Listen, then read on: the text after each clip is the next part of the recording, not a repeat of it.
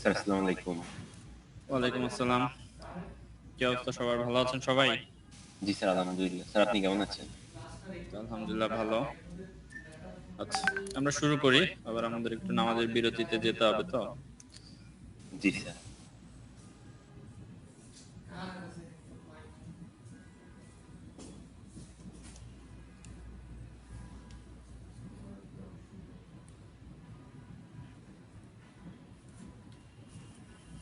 আচ্ছা, স্ক্রিনটা তো দেখা যাচ্ছে তাই না? Yes sir. আচ্ছা, গত ক্লাসে আমরা যে জিনিসটা শিখছিলাম সেটা হচ্ছে যে কোনো একটা প্রোগ্রাম দেওয়া থাকলে সেখান থেকে কন্ট্রোল ফ্লো গ্রাফ কিভাবে তৈরি করতে হয় এবং কোডের স্ট্রাকচার কিরকম থাকলে সিকোয়েন্সিয়াল থাকলে আমার কন্ট্রোল ফ্লো গ্রাফে কিভাবে আঁকতে হবে, তার পাশাপাশি ইফ এলস থাকলে কিভাবে লিখতে হবে, লুপ থাকলে কিভাবে লিখতে হবে, আমরা সেই নোটেশন গুলো দেখছিলাম এবং একটা এক্সাম্পল প্রবলেম আমরা দেখছি যেখান থেকে আমরা এই কন্ট্রোল ফ্লো গ্রাফ তৈরি করতে পারি। আজকে আমরা আরো কিছু জিনিস শিখবো। তার মধ্যে আছে যে সাইক্লোমেটিক কমপ্লেক্সিটি বের করা এবং হোয়াইট বক্স টেস্টিং এর যে একটা অ্যাপ্রোচ আমরা শেখার কথা বলছিলাম সেরকম একটা অ্যাপ্রোচ শিখবো।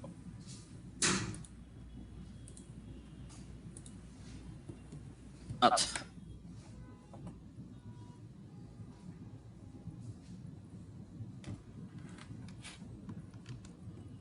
আগাটা কোশ্চেন থাকে বা কনফিউশন থাকে তাহলে আমরা সেটা নিয়ে আগে ডিসকাস করি, তারপর আজকে নতুন টপিকে যাই।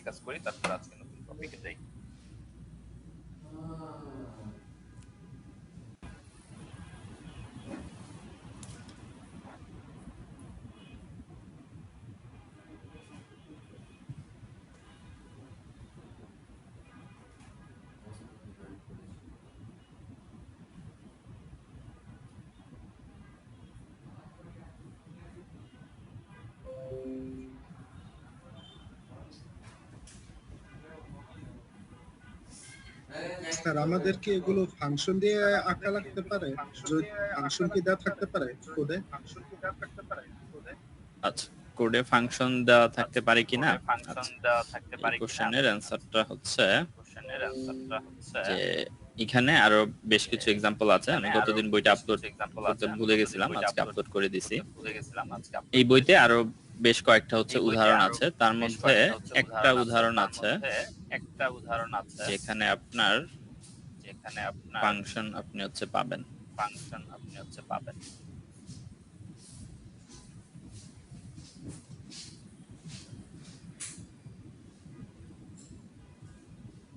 এই যে এই উদাহরণটাই কিন্তু আমাদের এই যে দুইটা ফাংশন আছে, একটা মেইন ফাংশন আর আরেকটা ফ্যাক্টরিয়াল ফাংশন।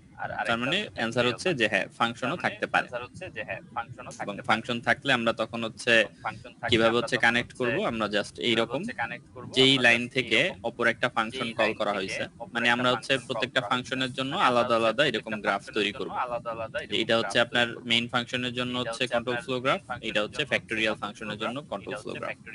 আমরা এটাকে কানেক্ট করে দিব এইভাবে যে যেই লাইন থেকে আপনার এই ফাংশনটাকে কল করা হয়েছে, আবার এই ফাংশনটা যেই লাইনে এসে রিটার্ন করছে। ঠিক আছে, এই দুইটা একটু ড্যাশড অ্যারো দিয়ে আমরা কানেক্ট করে দিব, তাইলে বোঝা যাবে যে এইখানে ফাংশন কল করা হয়েছে এবং এখানে ফাংশন থেকে রিটার্ন করছে। ঠিক আছে, তাইলে এখানে এরকম দুইটা না থেকে আসলে পুরো সোর্স কোডে যদি আমাদের অনেক ফাংশন থাকে, তাহলে সেই সব ফাংশন গুলো এইভাবে আমরা কানেক্ট করব। প্রথমে ইন্ডিভিজুয়াল ফাংশন গুলোর গ্রাফ তৈরি করব, তারপরে কোথায় কোনটাকে কল করা হয়েছে সেটার উপর বেস করে আমরা এই আলাদা আলাদা যে ইন্ডিভিজুয়াল গ্রাফ আছে সেগুলোকে কানেক্ট করতে পারবো।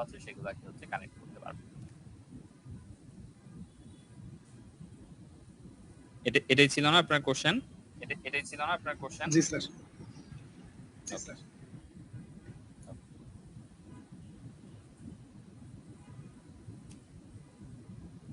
ঠিক আছে, আমরা তাইলে আজকের টপিক স্টার্ট করি।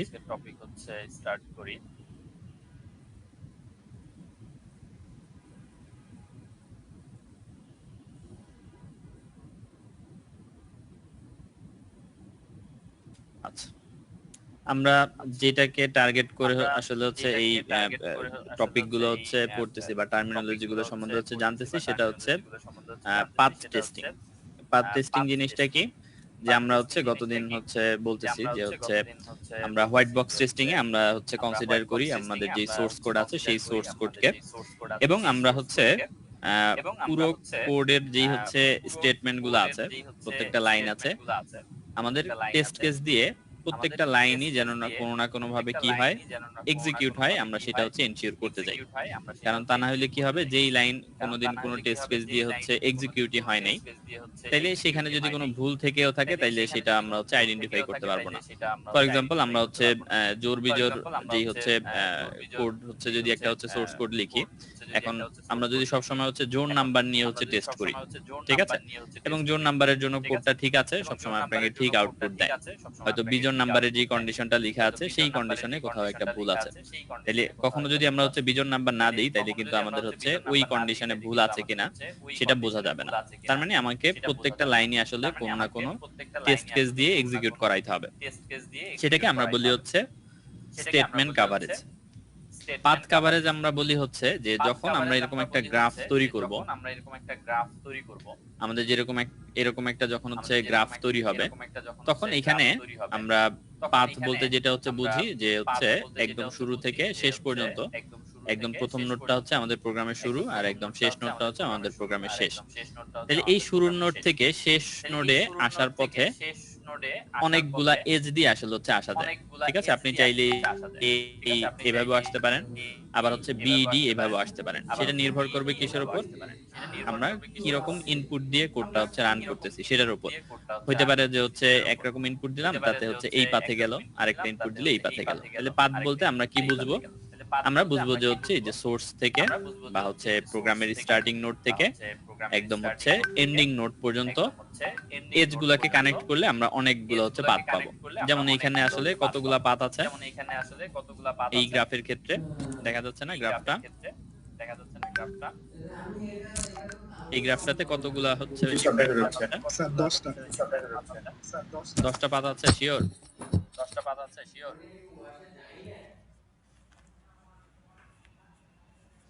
জি স্যার। Yes sir. আচ্ছা, বাকিদের কোনো ভিন্ন মত আছে? স্যার এটা কি 6টা? আচ্ছা, একজন বলছেন হচ্ছে 6টা। আচ্ছা, ঠিক আছে, আমরা একটু হচ্ছে এক্সপ্লোর করি। যারা হচ্ছে 10টা বলছেন তারা কি একটু পাথগুলো হচ্ছে বলতে পারবেন, যে কোনগুলো চিন্তা করে বা হচ্ছে কোনগুলাকে পাথ হিসাবে হচ্ছে আইডেন্টিফাই করছেন? Sir A B C D. Sorry sir, এখানে একটু ভুল হয়ে গেছে আমাদের। আমরা ওই এজ গুলোকে বলে ফেলছি। ঠিক আছে, এজ আছে হচ্ছে 10টা, এগুলো প্রত্যেকটা ডিফারেন্ট এজ। আর পাথ হবে হচ্ছে যে এজ গুলো দিয়ে আমরা হচ্ছে এই যে শুরু থেকে স্টার্টিং নোড থেকে শেষ নোড পর্যন্ত যাওয়ার জন্য যেই এজ গুলো হচ্ছে ব্যবহার করব, সেই এজ গুলো নিয়ে আমাদের এক একটা হচ্ছে পাথ হবে।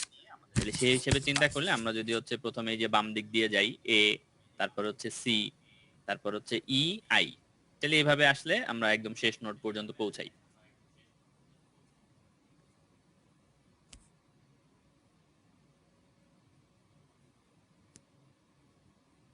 জি, এইচ এই পাথে এসে শেষ করলাম, অথবা আমরা হচ্ছে এফ, জে এই পাথে এসে শেষ করলাম, ঠিক আছে। তাইলে দেখেন যে এই এ আর সি এই একটা পাথের জন্য এখানে আমরা তিনটা ডিফারেন্ট পাথ পাচ্ছি। আবার এদিক থেকে বি আর ডি এই পথে যদি আসি, তখনও আবার তিনটা ডিফারেন্ট হচ্ছে পাথ পাবো। তার মানে টোটাল হচ্ছে এখানে 6টা পসিবল হচ্ছে পাথ আছে, এবং সেগুলোকে আমরা কিভাবে হচ্ছে ডিনোট করি, আমরা এই যে এজ এর যেই হচ্ছে লেটার আছে, লেভেল আছে, সেই লেভেলগুলো দিয়ে আমরা পাথ হচ্ছে ডিফাইন করি, নিচে যেরকম হচ্ছে দেওয়া আছে। ACEI এটা আমাদের একটা পাথ, ACGH এটা একটা পাথ, ACFH এটা একটা পাথ, BDEI এটা যেমন একটা পাথ, আবার হচ্ছে একইভাবে BDGH, BDFJ। তাহলে এই সবগুলো হচ্ছে আমাদের পাথ। টোটাল এই গ্রাফে তাহলে কয়টা পাথ আছে? 6টা। স্যার 6টা। 6টা পাথ আছে যদি আমরা স্টার্ট থেকে এন্ড পর্যন্ত যাইতে চাই। তাইলে আমাদের হচ্ছে কাজ হচ্ছে যে পাথ কি স্যার, মানে এগুলো ছোট অংশটা হতে পারে না নাকি পুরো সবচেয়ে বড় অংশটাই ধরতে হবে। প্রশ্নটা বুঝি নাই, ছোট অংশ বলতে কি?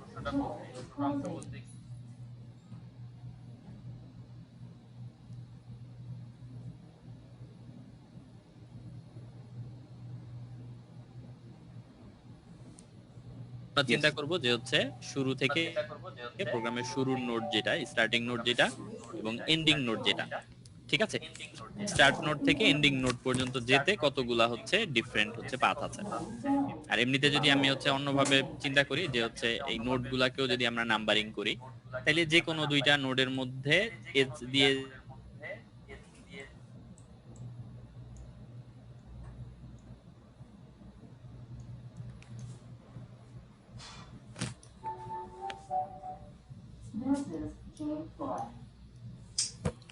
বা প্রোগ্রামের শুরুর নোডটা এবং এন্ড হচ্ছে বা ডেস্টিনেশন হচ্ছে প্রোগ্রামের শেষ পর্যন্ত যাওয়া, ঠিক আছে? সেই হিসাব করলে এখানে হচ্ছে 6টা হচ্ছে পসিবল পাথ আছে।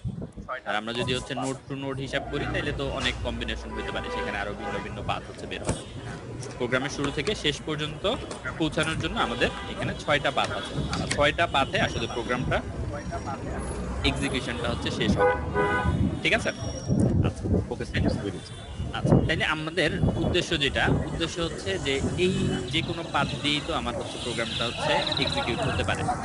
এই যে ধরেন হচ্ছে এ আর বি এরকম দুইটা পাথ আসলে এখানে কেন হয়েছে?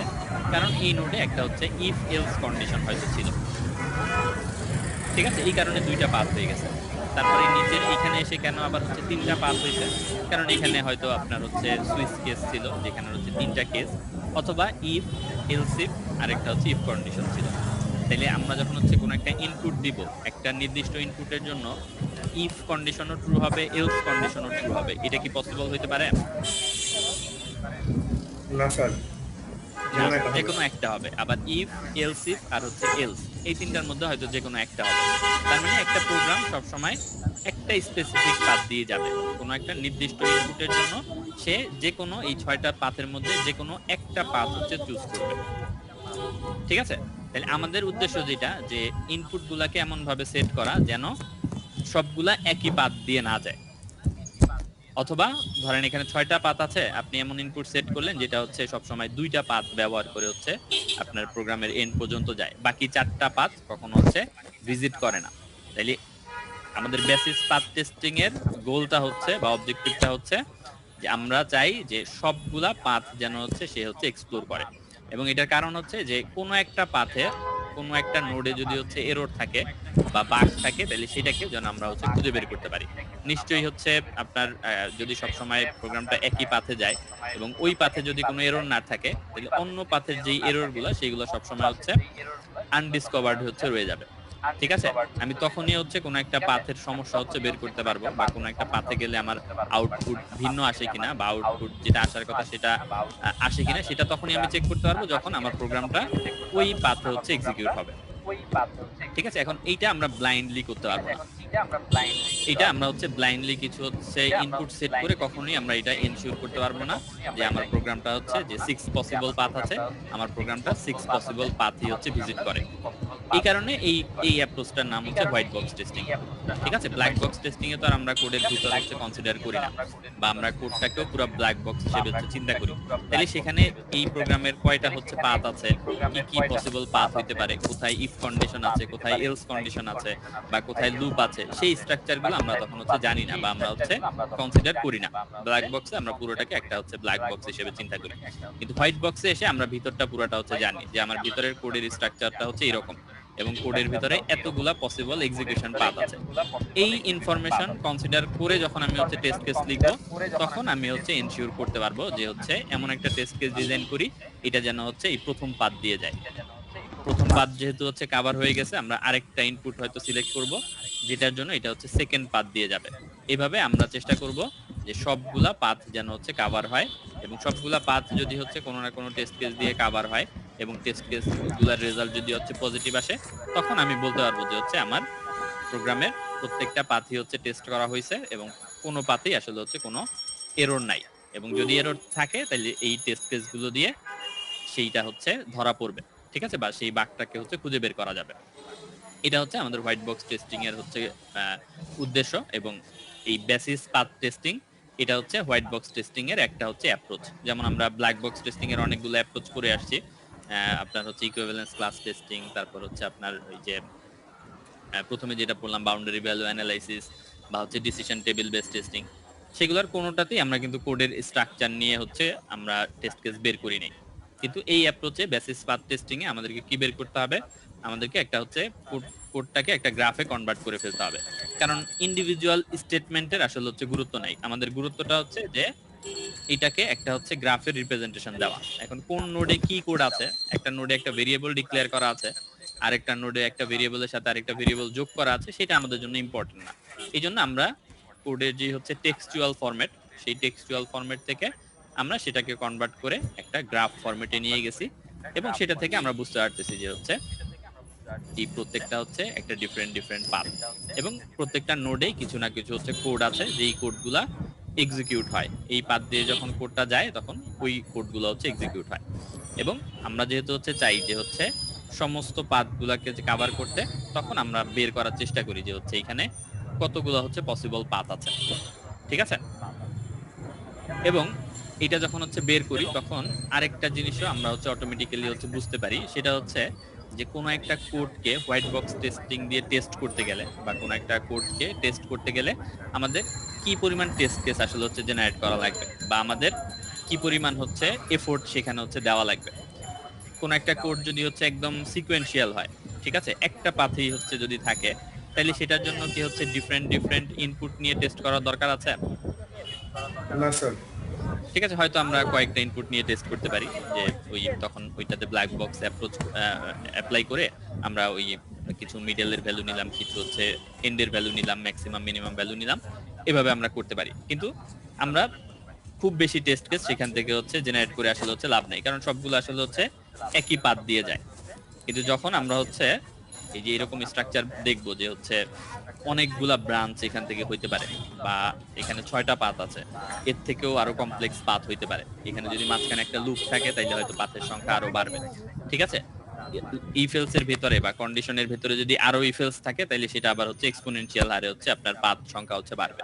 তাহলে কি পরিমাণ পাথ আছে বা আমাদের গ্রাফের স্ট্রাকচার দেখে আমরা সেটা হচ্ছে বুঝতে পারি যে হচ্ছে এই কোডটাকে টেস্ট করতে গেলে আমার কি পরিমাণ টেস্ট কেস জেনারেট করা লাগতে পারে, এবং সেটার জন্য আমার হচ্ছে কি পরিমাণ এফোর্ট দেওয়া লাগবে।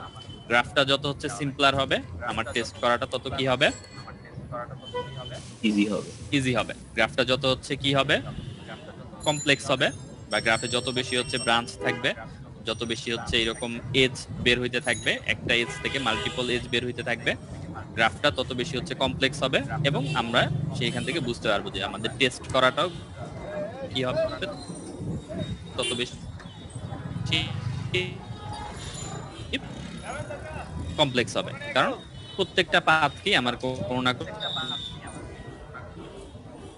কোনোভাবে টেস্টারমেন্ট হচ্ছে যে কোনো একটা টেস্ট, এমনিতে তো আমরা হচ্ছে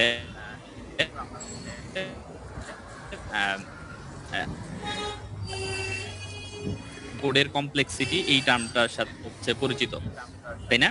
দু একটা কোডের কমপ্লেক্সিটি বলতে পারবো, যে ধরেন হচ্ছে সর্টিং অ্যালগরিদম অথবা হচ্ছে সার্চ অ্যালগরিদম, এগুলা হচ্ছে না যে হচ্ছে এগুলার কমপ্লেক্সিটি এরকম লগ এন, এন স্কয়ার, ঠিক আছে, এন কিউব, এক্সপোনেনশিয়াল, এরকম টার্মগুলো আমরা বলি না?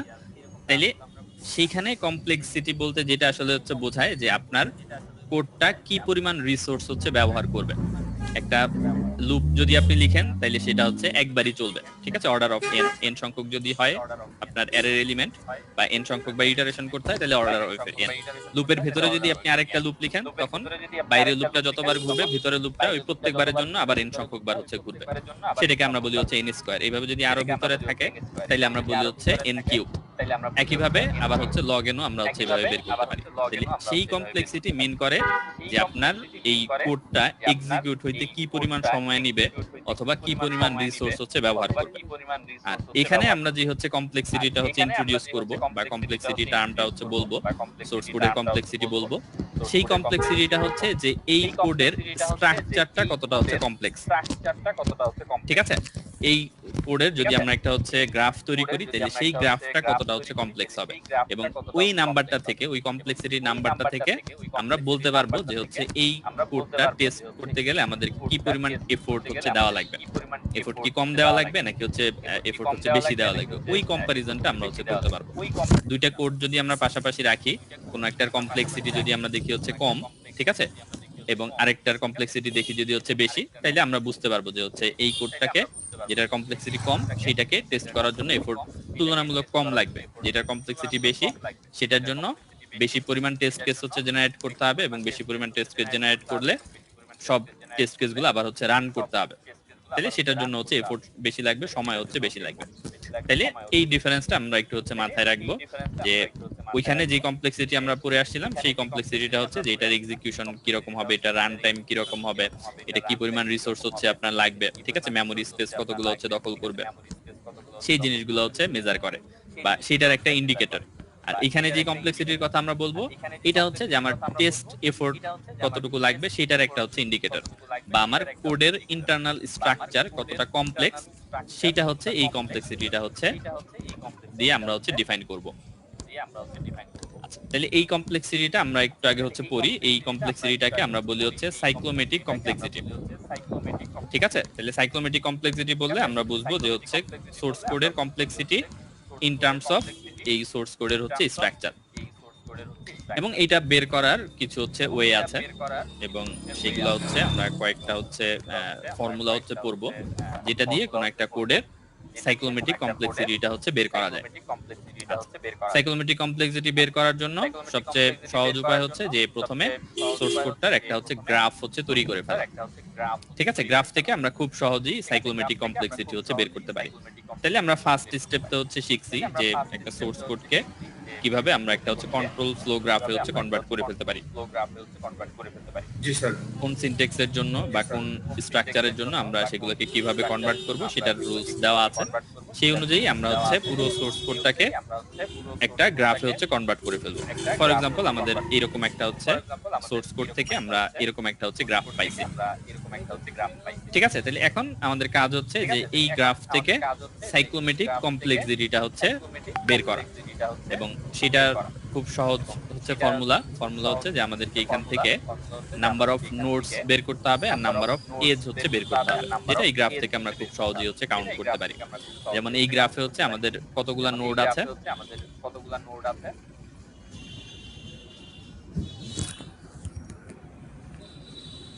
নোড আছে 10টা, 1 2 3 4 5 6 7টা স্যার, 7টা।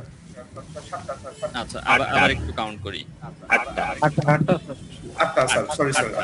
নোড 8টা। এখানে নাম্বার অফ নোডস হচ্ছে 8টা, আর এজ হচ্ছে কয়টা? 10টা 10টা স্যার। 10টা। এজ হচ্ছে 10টা, ঠিক আছে। তাইলে আমরা নাম্বার অফ নোডস আর নাম্বার অফ এজ এইটা দিয়ে আমরা হচ্ছে কি বের করতে পারবো, আমরা এই সোর্স কোডে সাইক্লোমেটিক কমপ্লেক্সিটিটা হচ্ছে বের করতে পারবো। আমাদের জন্য ফর্মুলাটা হচ্ছে এরকম, ভি অফ জি, এটা দিয়ে যেটা বোঝায় যে কোনো একটা গ্রাফের হচ্ছে সাইক্লোমেটিক কমপ্লেক্সিটি, ঠিক আছে। এবং এটার ইকুয়েশন হচ্ছে ই মাইনাস এন প্লাস হচ্ছে 2p। আচ্ছা, তাহলে আমরা এক্সপ্লেইন করি যে হচ্ছে কোনটা দিয়ে কি বোঝায়। ই দিয়ে বোঝায় হচ্ছে নাম্বার অফ এজ, এন দিয়ে বোঝায় হচ্ছে নাম্বার অফ নোডস, আর পি দিয়ে যেটা হচ্ছে বোঝায় সেটা হচ্ছে যে আমার যে হচ্ছে গ্রাফটা আমরা তৈরি করছি সেটাতে কতটা হচ্ছে সাব গ্রাফ আছে, ঠিক আছে। তাহলে আমরা এখানে যে কোডটা তৈরি করছি সেখানে একটাই হচ্ছে কি আছে, গ্রাফ আছে, ঠিক আছে। এখানে কিন্তু ইন্ডিভিজুয়াল দুইটা আলাদা গ্রাফ নাই। তার মানে এইটার ক্ষেত্রে পি এর ভ্যালু কত হবে? পি এর ভ্যালু হবে হচ্ছে 1। যদি আমাদের এরকম থাকতো যে আরেকটা গ্রাফ থাকতো এবং সেটা ওই যে ফাংশন কল দিয়ে কানেক্টেড থাকতো, তখন পি এর ভ্যালু হইতো হচ্ছে 2, ঠিক আছে। যদি আরো বেশি থাকতো তখন হচ্ছে সেই অনুযায়ী পি এর ভ্যালুটা হচ্ছে চেঞ্জ হইতো। আমরা যদি শুধুমাত্র একটা ফাংশনের জন্য করি এবং সেই ফাংশনের সবগুলা নোড যদি কানেক্টেড থাকে, সবগুলা নোড কানেক্টেড বলতে যে কোনো একটা নোড হচ্ছে বিচ্ছিন্ন না, তখন আমরা পি এর ভ্যালু বসাবো হচ্ছে 1।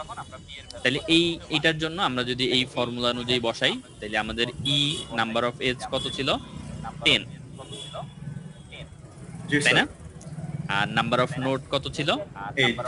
8। তার মানে 10 মাইনাস 8 প্লাস হচ্ছে 2p। তাহলে p এর ভ্যালু কত হবে এখানে? 1 1, তাহলে আমাদের কত হইলো 4 স্যার -8 প্লাস হচ্ছে 2, তার মানে আমাদের সাইক্লোমেট্রিক কমপ্লেক্সিটির ভ্যালু কত আসবে এই কোডের জন্য? 4 আচ্ছা, এই কোডের জন্য সাইক্লোমেট্রিক কমপ্লেক্সিটির ভ্যালু আসলে হচ্ছে 4। আচ্ছা, তাইলে আমরা হচ্ছে আমাদের যে হচ্ছে এক্সাম্পলটা ছিল এই যে আগের দিন যেটার হচ্ছে আমরা বের করছিলাম, গ্রাফটা হচ্ছে তৈরি করছিলাম, এই গ্রাফ থেকে আমরা যদি সাইক্লোমেট্রিক কমপ্লেক্সিটি বের করি তাহলে সেটা কত হবে?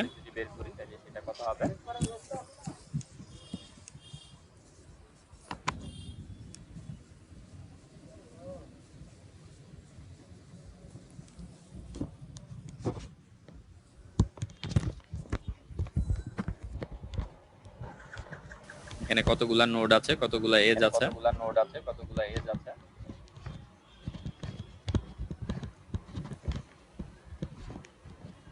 এখানে 5টা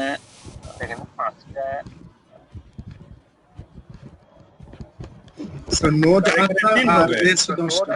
সাইক্লোমেট্রিক কমপ্লেক্সিটি 3 হবে। এখানে নোড আছে টোটাল 8টা, এজ আছে 9টা। সো 9 - 8 হচ্ছে 1, আর যেহেতু গ্রাফ একটা প্লাস 2 তো 3 হয়।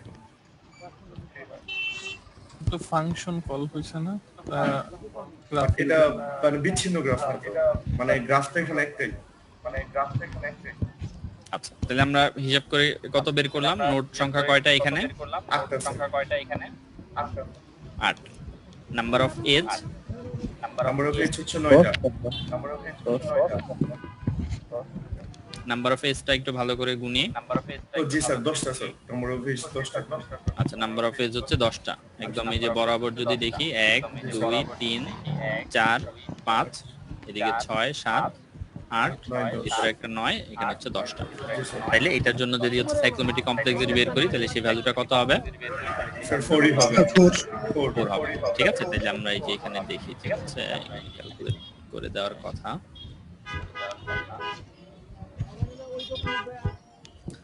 আচ্ছা, এই যে নাম্বার অফ এজ মাইনাস হচ্ছে নাম্বার অফ নোড প্লাস হচ্ছে 2 ইনটু পি। পি এর ভ্যালু 1, তার মানে হচ্ছে এখানে 2 যোগ হবে, 2 প্লাস 2 হচ্ছে 4। ঠিক আছে, তাহলে এই সহজ ফর্মুলা দিয়ে আমরা কি সাইক্লোমেট্রিক কমপ্লেক্সিটি হচ্ছে বের করে ফেলতে পারি। আমরা তাইলে হচ্ছে ওই যে আরেকটা উদাহরণ যেটা হচ্ছে দেখছিলাম সেটার ক্ষেত্রে দেখি।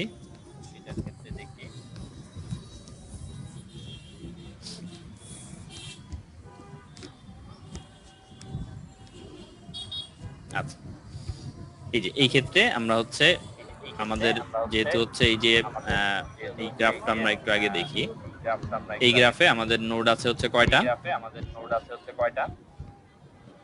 টোটাল? স্যার 9টা টোটাল। স্যার 9টা। টোটাল হচ্ছে 9টা। এজ আছে কয়টা?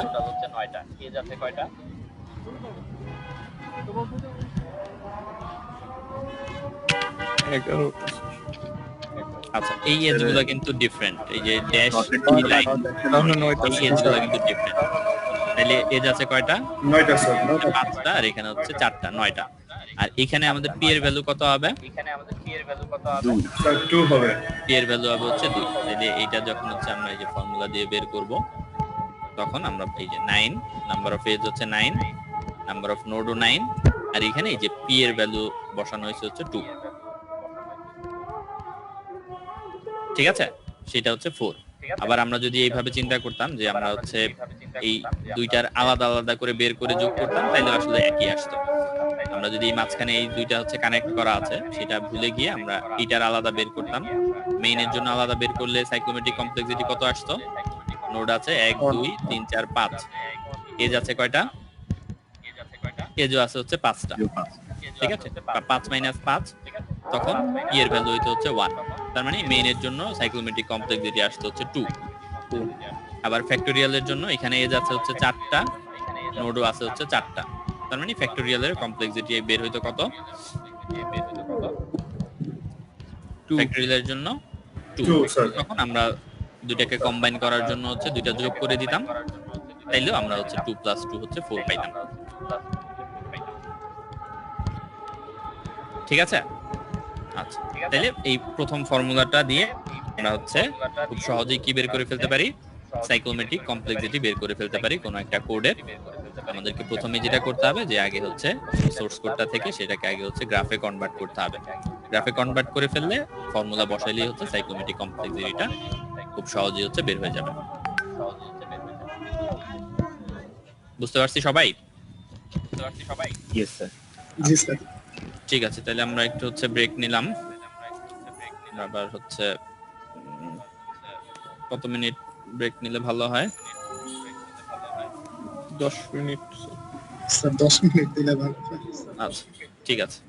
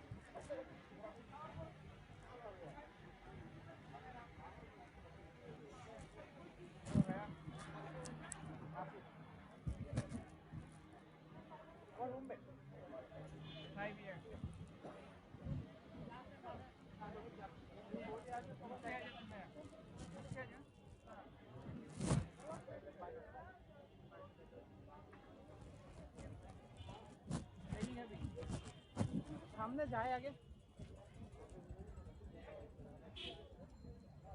আমি রোজারা ভাঙতাছি ভাই একটু দাঁড়া রোজারা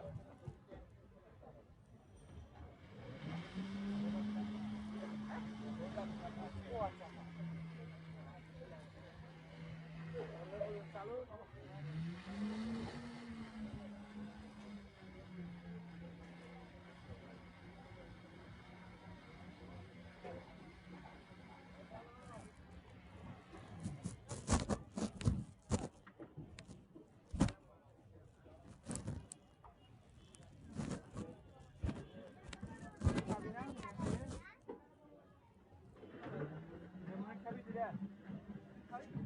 আমি তো এই যে আইটা নিচ্ছি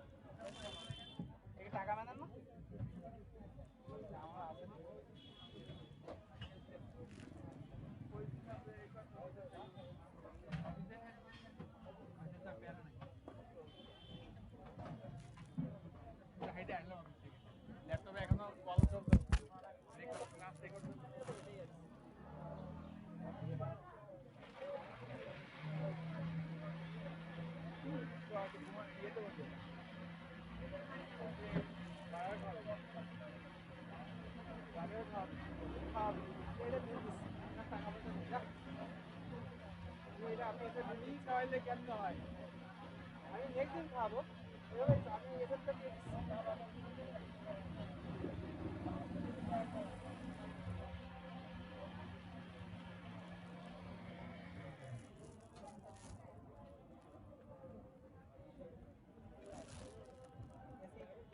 কেন যাবো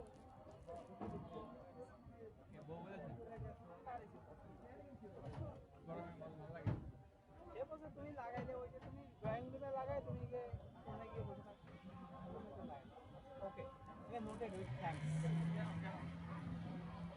তার কোনো গ্যাস রিলেটেড বা রিলেটেড ঠিক আছে ইলেকট্রিসিটি গ্যাস রিলেটেড এই মানে কম্পিটিশন যেগুলোতে আছে এগুলো নোটেড তার হচ্ছে ওটাই তো মনে কর তাই সবসময় মনে কর 2 খোলা রাখে দাও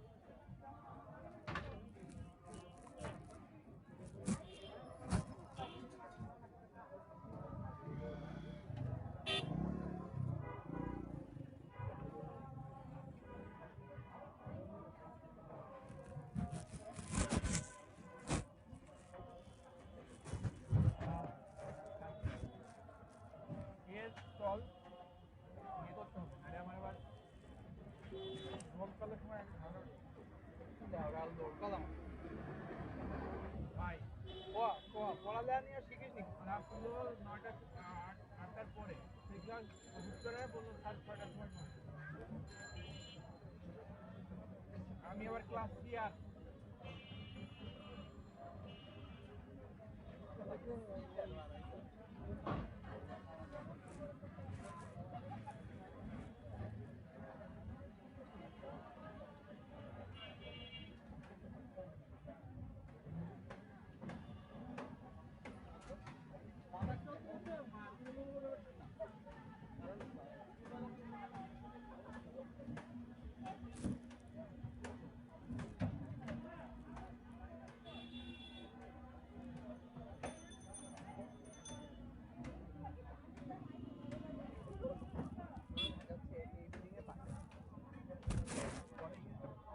আমার কিনে ওর ডেজিগনেশন হচ্ছে ইঞ্জিনিয়ার বাট ও হচ্ছে এবার ইলেকট্রিক্যাল সিনিয়র 2 বছর হয়ে গেছে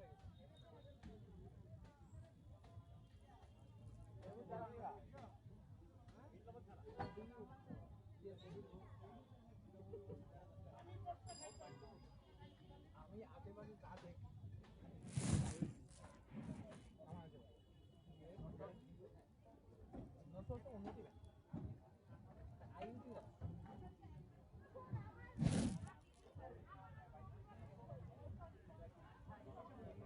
ওয়েট ইউ বাসুদে এসি হয়ে গেল এটা ঢুকে গেল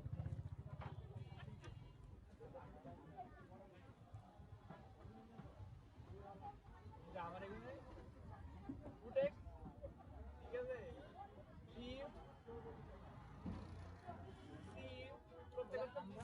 আমরা কি করছে আমরা 22 কোটি টাকা বিল বকেয়া রাখছে কেন আমার কাল রাতে কান্ট্রি একটা মেসেজ দিচ্ছে আমরা আমার ওকে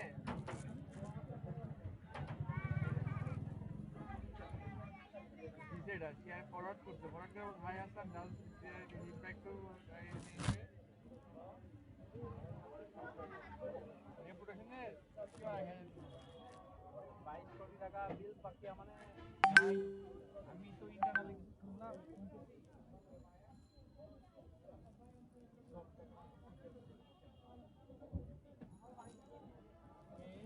এমন সিস্টেম করতে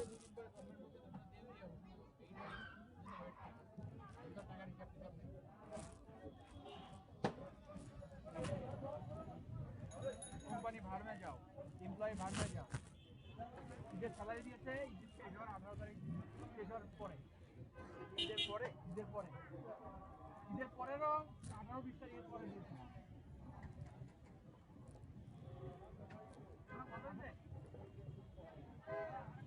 মামা ম্যাঙ্গো আর একটা কত করে তিনটা 150 টাকা 150 টাকা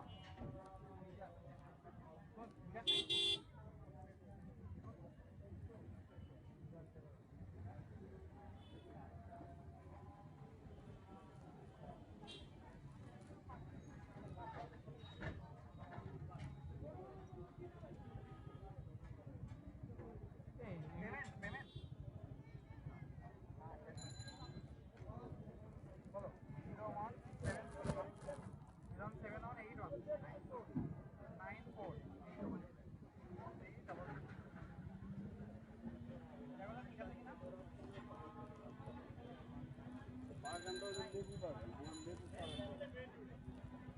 যেটা ফেস ইয়ে করিস কেমনে কেন কারণ তো আছে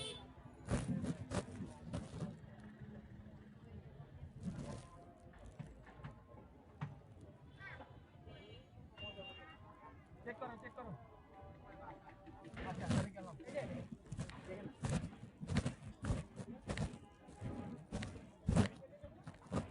আমি বিড়ি খেয়ে যাই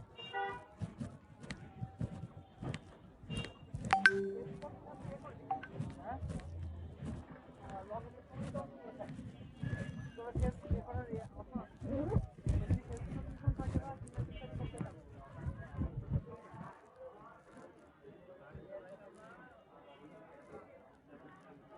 সেটা অনেক দুনিয়া লিড করে বাংলাদেশের মতো মনে হয় 65তম আছে লিড করে আছে না লিড করে পাওয়া যায় ট্যালেন্টেড ফুল স্ট্যাক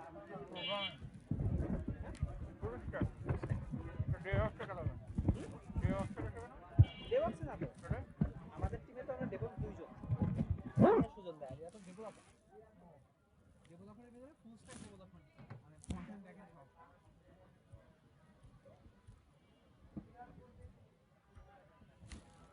তুই বল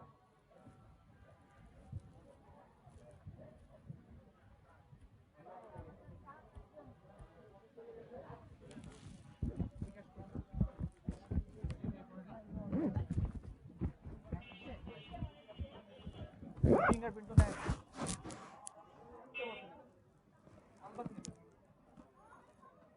আপডেট দিছিস বিকাশ আইফোনে আপডেট হয় কত না এই যে একটা নাম্বার আছে আর ভিডিও করে আমার আপডেট আপডেট না থাকলে যাবে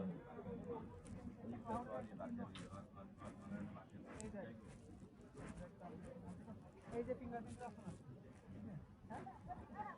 আগে ওখানে চাপ দে কি বলছো সেটআপ করতে হবে হ্যাঁ করলে কি করে যে কিবোর্ড এই আছে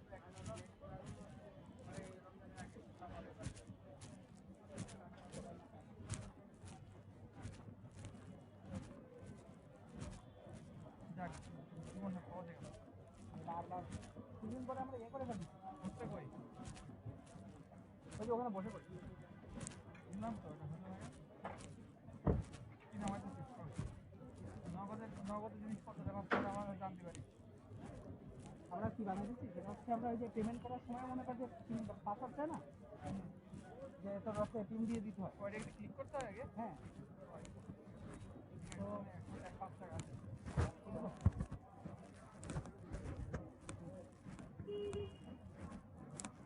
আমার ইউআইডি অ্যাপ দেখে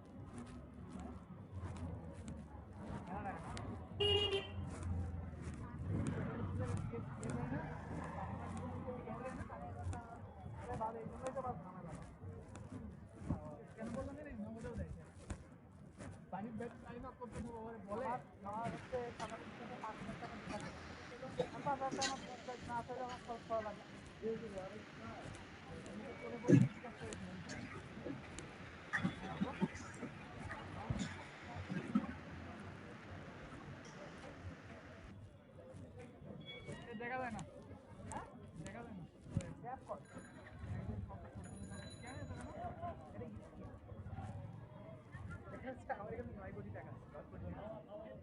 এটা হচ্ছে আমাদের টেস্টিং অ্যাপ যেটা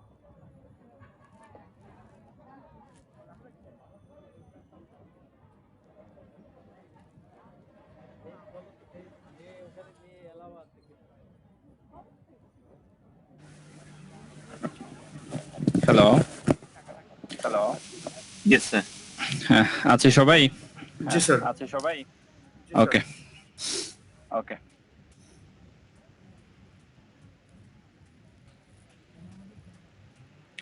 আচ্ছা তাহলে আমরা একটা ফর্মুলা পাইলাম যেটা দিয়ে আমরা হচ্ছে সাইক্লোমেট্রিক কমপ্লেক্সিটি ক্যালকুলেট করতে পারি। আমরা আরেকটা হচ্ছে ফর্মুলা দেখব যেটা দিয়ে আমরা হচ্ছে সাইক্লোমেট্রিক কমপ্লেক্সিটিটা হচ্ছে ক্যালকুলেট করতে পারি। সেটা হচ্ছে যে আমাদের সেকেন্ড ফর্মুলাটা হচ্ছে আপনার সাইক্লোমেট্রিক কমপ্লেক্সিটি ইকুয়াল হচ্ছে ডি প্লাস হচ্ছে পি। তাহলে পি কি সেটা আমরা আগেই হচ্ছে ডিফাইন করছি, আর ডি কি সেটা আমরা হচ্ছে ডিফাইন করব। ডি হচ্ছে নাম্বার অফ ডিসিশন নোডস, ঠিক আছে? আচ্ছা, তাহলে এখন কোশ্চেন আসবে যে তাহলে ডিসিশন নোড আসলে হচ্ছে কি? ডিসিশন নোড হচ্ছে সেইগুলা যেই নোড থেকে আপনার একাধিক এজ বের হবে, ঠিক আছে? যেইগুলো আমাদের হচ্ছে প্রোগ্রামের জন্য হচ্ছে ডিসিশন পয়েন্ট, যেমন হচ্ছে ইফ এলস যেখানে আছে, অথবা সুইচ কেস যেখানে আছে, অথবা ফর লুপ যেখানে আছে, সেখান থেকে দেখবেন যে হচ্ছে একটা এজ থেকে, সরি, একটা নোড থেকে হচ্ছে মাল্টিপল এজ বের হয়েছে, কারণ ওইখানে আমাদের একটা ডিসিশন নেওয়ার আছে যে আমরা কোন পাথে হচ্ছে যাব। তাহলে সেই নোডগুলাকে আমরা বলবো হচ্ছে ডিসিশন নোডস। তাহলে আমরা যদি হচ্ছে একটা প্রোগ্রামের কয়টা ডিসিশন নোড আছে সেই সংখ্যাটা যদি হচ্ছে বের করতে পারি, তাইলে আমরা কি করতে পারবো? সাইক্লোমেটিক কমপ্লেক্সিটিটাও হচ্ছে বের করে ফেলতে পারবো এই ফর্মুলা ব্যবহার করে, ডি প্লাস হচ্ছে পি। কিন্তু এখানে ডিসিশন নোড কয়টা সেটা কাউন্ট করার একটা হচ্ছে ওয়ে আছে। আচ্ছা, কাউন্ট করার ওয়ে কি? কাউন্ট করার ওয়ে হচ্ছে ডি ইকুয়াল হচ্ছে কে মাইনাস হচ্ছে 1। তাহলে কে কি? কে হচ্ছে the number of arrows leaving the node, ঠিক আছে? তার মানে আপনি যদি হচ্ছে একটা ইফ এলস এর কোড পান এবং সেটাকে যদি আমরা হচ্ছে এই যে এইভাবে যদি হচ্ছে আমরা গ্রাফ তৈরি করি, তাহলে দেখেন যে একদম প্রথম নোডের জন্য দুইটা হচ্ছে এজ হচ্ছে বের হয়েছে, ঠিক আছে? তাহলে এটা কি? এটা একটা ডিসিশন নোড। তাহলে এই ডিসিশন নোডের ক্ষেত্রে ডি এর ভ্যালু ক্যালকুলেট করব কিভাবে? ডি ইকুয়াল কে মাইনাস হচ্ছে 1। তার মানে এটা আমরা নরমালি চিন্তা করতাম যে এটা একটা হচ্ছে একটা ডিসিশন নোড, এবং আমরা যদি হচ্ছে কে মাইনাস 1 সেটা দিয়ে যদি বের করি, তাহলে দুইটা অ্যারো বের হইছে, তখনও এখানে ডি এর ভ্যালু হচ্ছে 1 আসবে। কিন্তু আমাদের খেয়াল রাখতে হবে যে এখন হচ্ছে দুইটার থেকেও বেশি এজ হচ্ছে বের হবে। যেমন সেকেন্ড এই ডিসিশন নোডের জন্য এখান থেকে এজ বের হইছে হচ্ছে কয়টা? স্যার তিনটা এস বের হয়েছে। তিনটা এজ বের হইছে। তার মানে যখন আমরা হচ্ছে এটা ডি এর ভ্যালু ক্যালকুলেট করব, তখন ফর্মুলা অনুযায়ী কি হবে? ডি ইকুয়াল কে মাইনাস 1। কে এর ভ্যালু এখানে যেহেতু 3, তাহলে হবে হচ্ছে 3 মাইনাস হচ্ছে 1, ঠিক আছে? তার মানে এই ডিসিশন নোডের ভ্যালুটা হবে হচ্ছে 2। এখানে প্রথমটার ক্ষেত্রে ডি এর ভ্যালু 1, পরেরটার ক্ষেত্রে হচ্ছে ডি এর ভ্যালু হচ্ছে 2। তার মানে আমরা যখন হচ্ছে এই টোটাল গ্রাফের হচ্ছে ডি বের করব, তখন এই গ্রাফের ডি এর ভ্যালু কত হবে? 1 প্লাস হচ্ছে 2, ঠিক আছে? তার মানে টোটাল ডি এর ভ্যালু হচ্ছে এই গ্রাফের জন্য 3, এবং আমাদের সাথে যোগ করতে হবে কি? পি এর ভ্যালুটা হচ্ছে যোগ করতে হবে এই যে সেকেন্ড ফর্মুলা অনুযায়ী, ডি প্লাস হচ্ছে পি।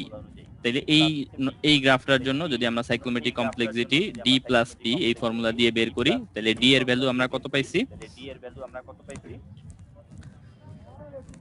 ডি এর ভ্যালু পাইছি হচ্ছে 3, তাই না? এবং পি এর ভ্যালু কত? স্যার পি এর ভ্যালু 1, পি এর ভ্যালু আগের মতোই হচ্ছে 1। দ্যাট মিন্স 3 প্লাস 1 হচ্ছে 4। 4। জি স্যার। তাহলে আগের যে ইকুয়েশন সেটা দিয়েও আমরা 4 পাইছি, এই যে নতুন ইকুয়েশন সেটা দিয়েও আমরা যেটা বের করলাম সেখান থেকেও আমরা সাইক্লোমেট্রিক কমপ্লেক্সিটির একই ভ্যালুটা হচ্ছে পাইলাম, জাস্ট হচ্ছে ফর্মুলা হচ্ছে ডিফারেন্ট, ঠিক আছে? স্যার একটু কনফিউজ আছি। আমরা কি শুধু এই যে স্টার্টিং নোড দুইটাই কনসিডার করব? না আর না, যতগুলো এরকম আছে যে এখানে আমরা ডি এর ভ্যালু শুধুমাত্র এখানে এই দুইটা নোড থেকেই হচ্ছে আপনার মাল্টিপল অ্যারো বের হইছে। আর কোন নোড আছে যেখান থেকে মাল্টিপল অ্যারো বের হইছে? না স্যার। না, এই কারণে আমরা এই দুইটা নোডের জন্যই কাউন্ট করলাম যে টোটাল কয়টা মাল্টিপল অ্যারো বের হইছে। এই যে এখান থেকে দুইটা, এই জন্য এখানে ডি এর ভ্যালু 1, এই নোডের জন্য ডি এর ভ্যালু হচ্ছে 2। তাহলে পুরো গ্রাফের ডি এর ভ্যালু হবে হচ্ছে এই সবগুলোর যোগফল 1 প্লাস 2, ঠিক আছে? আমরা ওই যে পরের উদাহরণগুলো দেখি, তাহলে আমাদের জন্য ক্লিয়ার হয়ে যাবে। আচ্ছা, এটার ক্ষেত্রে আমাদের ডি এর ভ্যালু কত হবে?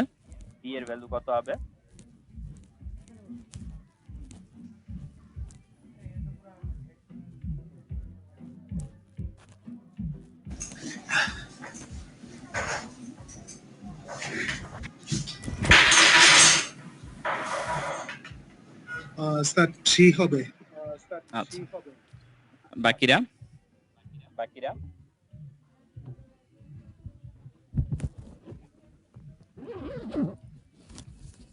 স্যার একটু দেখতেছি, একটু 1 মিনিট লাগবে স্যার। হ্যাঁ, দেখেন, কোনো সমস্যা নেই।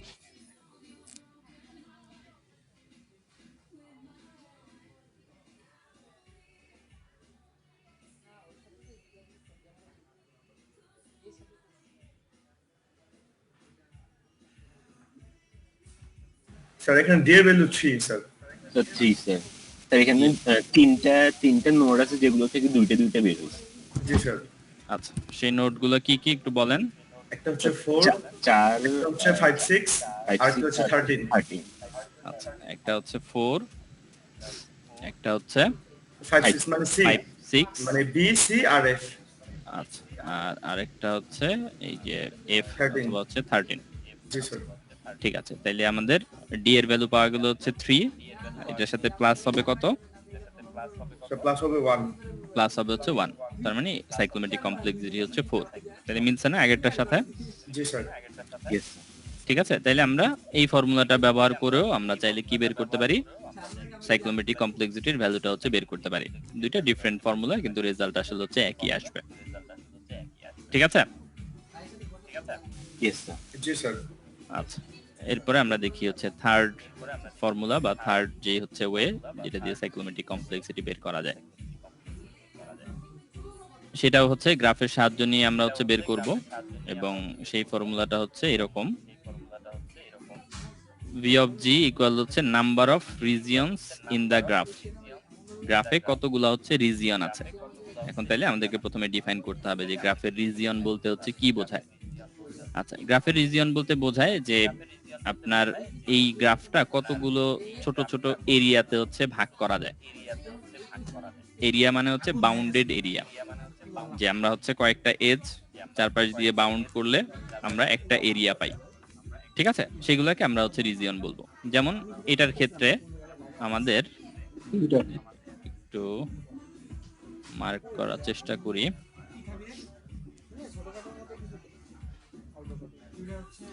আমাদের ক্ষেত্রে এই যে এই একটা এজ এ সি বি আর ডি, এটা দিয়ে একটা বাউন্ডেড এরিয়া আছে। এই যে এটা একটা এরিয়া, তাই না?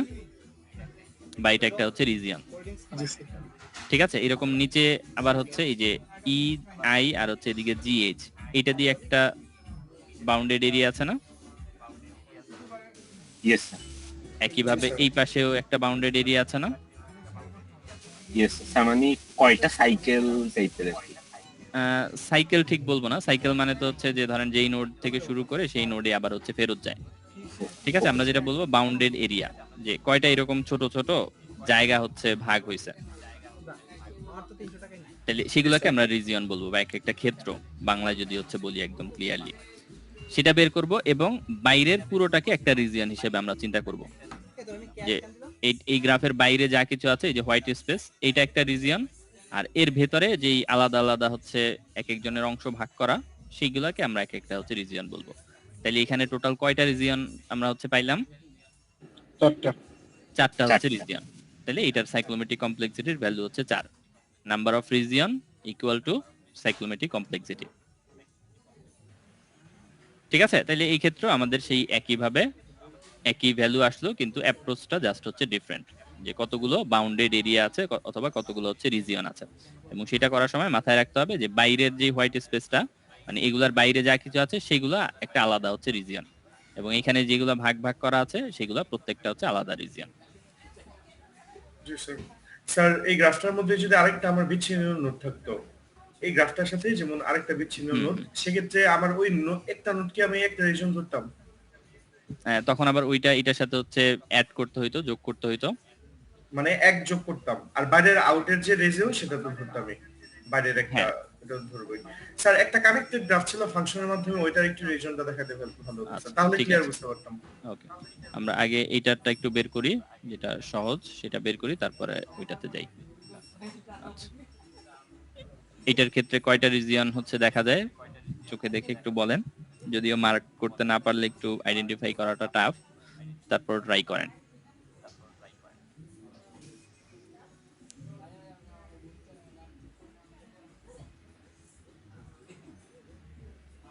স্যার তিনটা, মনে হয় তিনটা, চোখে দেখে তিনটা পাইছি স্যার। আচ্ছা, তিনটা। কেউ কি আর এর থেকে বেশি বা কম হচ্ছে দেখতেছেন? জি স্যার, তিনটা দেখছি আর বাইরের একটা রিজন, তাহলে চারটা হয়ে যায়, মিলে যায়। একটা ভিতরে আর বাইরে একটা, দুইটা। না, তিনটা দেখছি আমি। আচ্ছা, দেখেন আর একটু মনোযোগ দিয়ে দেখেন সবাই।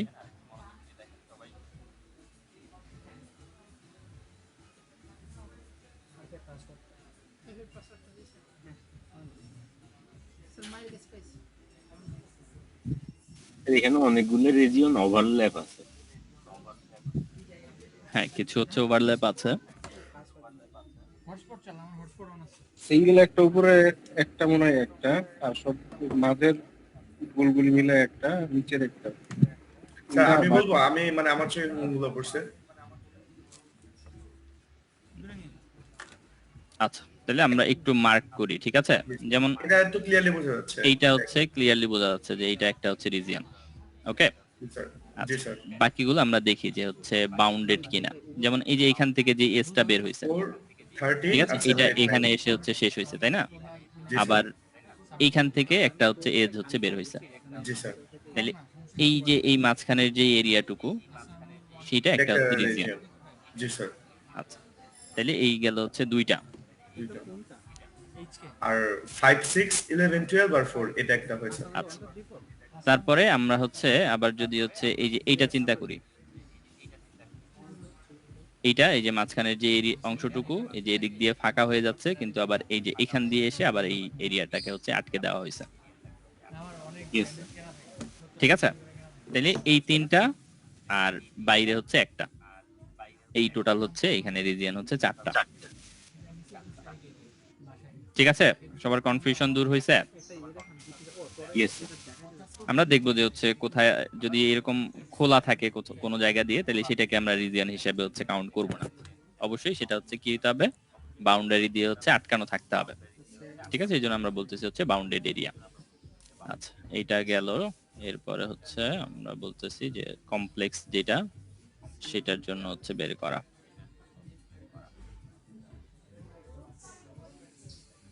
আচ্ছা, এটার ক্ষেত্রে তাই না? জি স্যার। আচ্ছা, তাহলে এটার ক্ষেত্রে কয়টা হচ্ছে রিজিয়ন বের হয়? স্যার খালি চোখে দেখতে গেলে তিনটা, ওই 4 5 6 7 8 এর একটা করে, আর এই পাশে ফিবানোকে ফ্যাক্টে জুচিতে একটা, আর বাইরের একটা। আচ্ছা, তাহলে এইটা তো একটা ক্লিয়ার, তাই না? Yes, আর 2 3 এর মধ্যে একটা। এইটা একটা হচ্ছে ক্লিয়ার, আর এই যে আবার হচ্ছে ড্যাশ যেটা দিয়ে হচ্ছে কানেক্টেড, এটার মাঝখানে হচ্ছে আরেকটা, তাই না? এটা এটা কনসিডার হবে। হ্যাঁ, এই ক্ষেত্রে এটা কনসিডার করতে হবে, এবং এর বাইরে হচ্ছে দুইটার জন্য হচ্ছে একটা। Okay sir. ঠিক আছে, টোটাল হচ্ছে এখানে তাহলে চারটা আমরা হচ্ছে রিজিয়ন পাইলাম।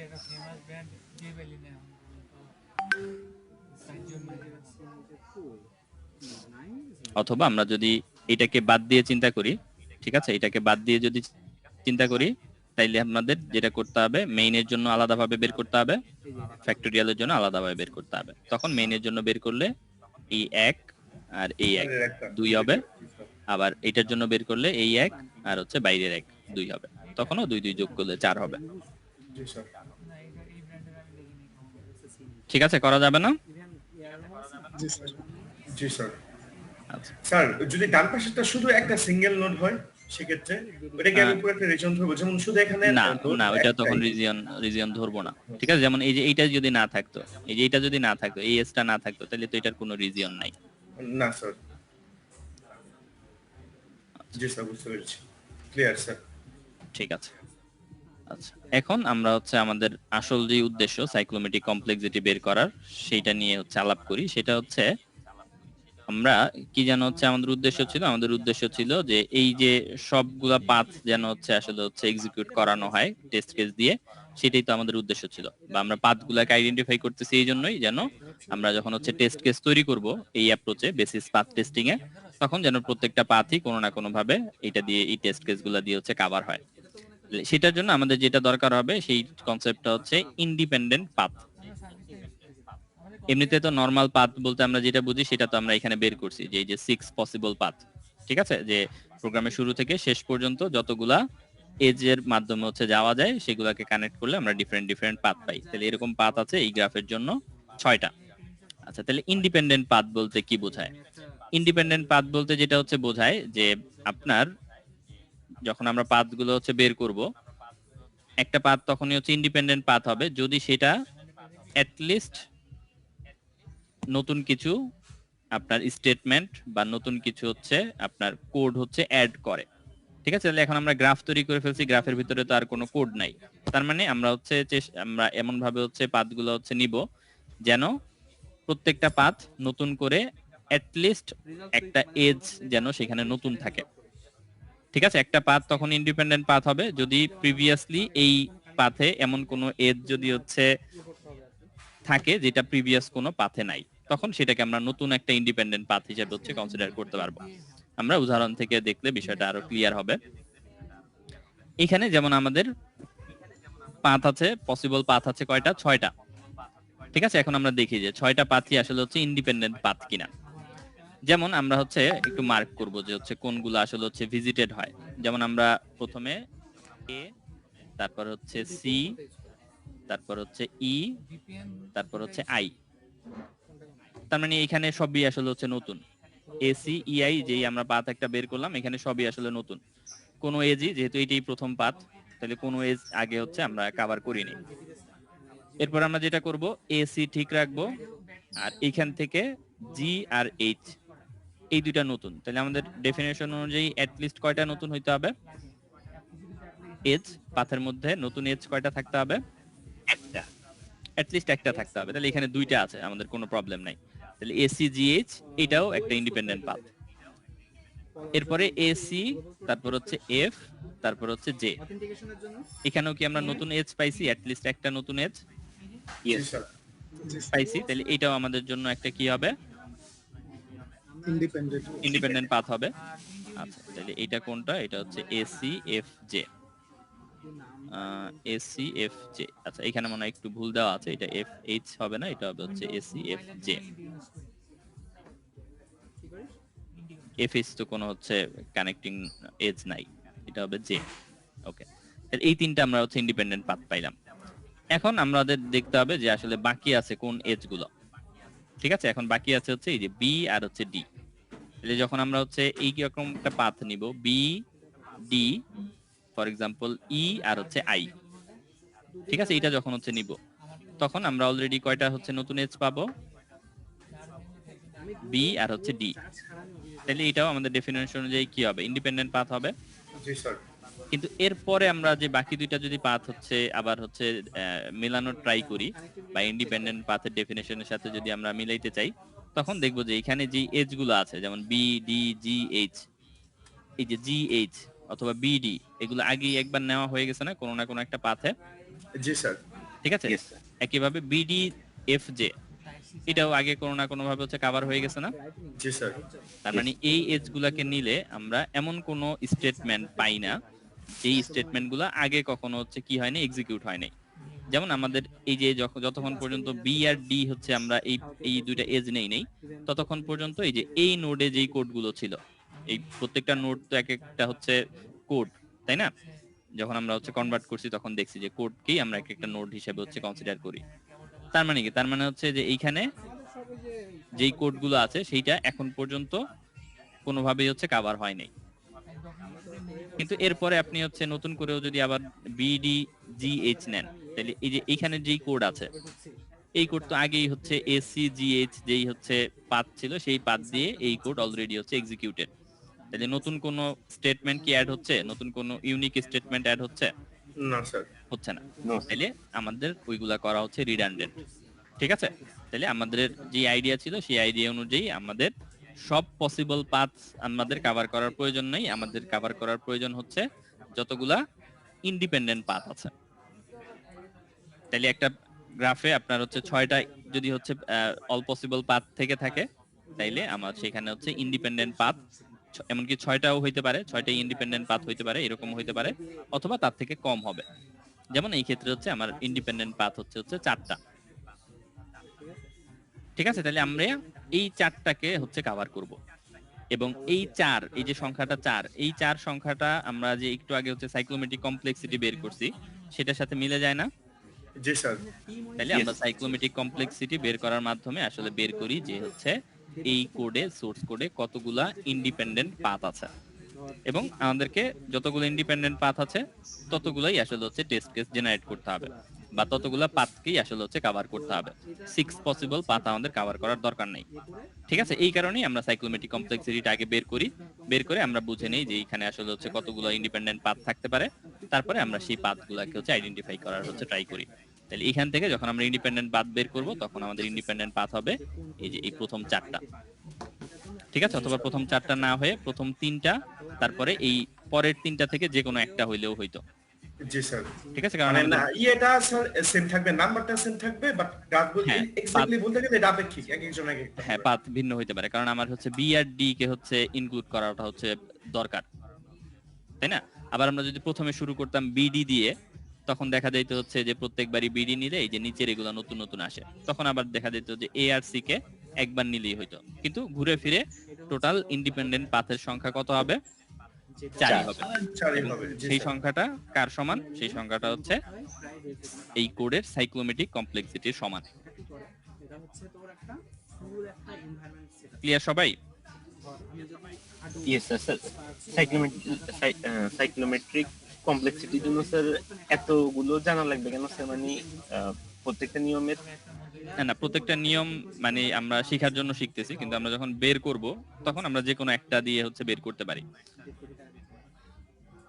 ঠিক আছে, আমরা যে কোনো একটা দিয়ে সাইক্লোমেট্রিক কমপ্লেক্সিটি বের করতে পারি, আনলেস যদি বলা না থাকে যে হচ্ছে 3টা পসিবল ওয়েতে হচ্ছে বের করে দেখাও যে সেগুলো হচ্ছে একই নাম্বার আসে। ঠিক আছে, এরকম যদি কিছু বলা না থাকে, তাইলে যদি আমাদেরকে শুধু পাথ টেস্টিং করতে বলে, আমাদের দরকার হচ্ছে সাইক্লোমেট্রিক কমপ্লেক্সিটি কত, এবং সেখান থেকে আমরা বলবো যে এতগুলো ইন্ডিপেন্ডেন্ট পাথ আছে। তখন আমরা যে কোনো একটা অ্যাপ্রোচ ফলো করে আমরা যদি পাথ বের করে দেখাই, নাম্বার অফ পাথ অথবা সাইক্লোমেট্রিক কমপ্লেক্সিটির নাম্বার, সেটাও কারেক্ট হবে। আর যদি বলা থাকে যে হচ্ছে 3টা ডিফারেন্ট অ্যাপ্রোচে হচ্ছে ক্যালকুলেট করো, তখন হয়তো আমাদের 3টা হচ্ছে জানা লাগবে, 3টা দিয়ে দেখাইতে হবে।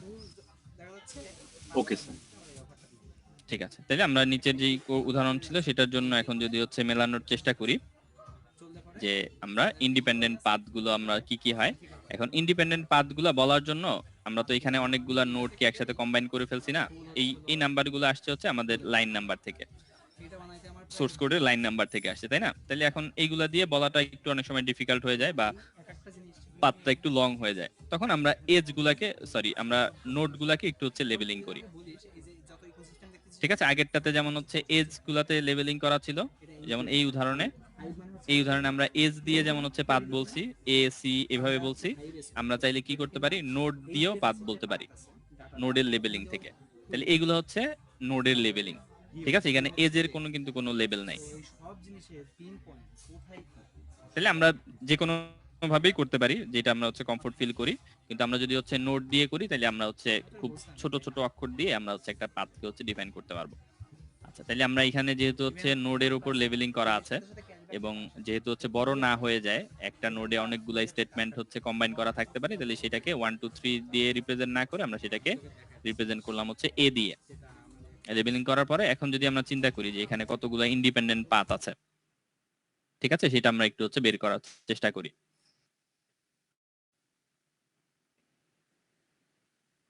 আমরা তো এটা শিওর যে এখানে 4টা ইন্ডিপেন্ডেন্ট পাথ থাকবে, জি স্যার। ইয়েস। কারণ সাইক্লোমেট্রিক কমপ্লেক্সিটি বের হয়েছে হচ্ছে 4।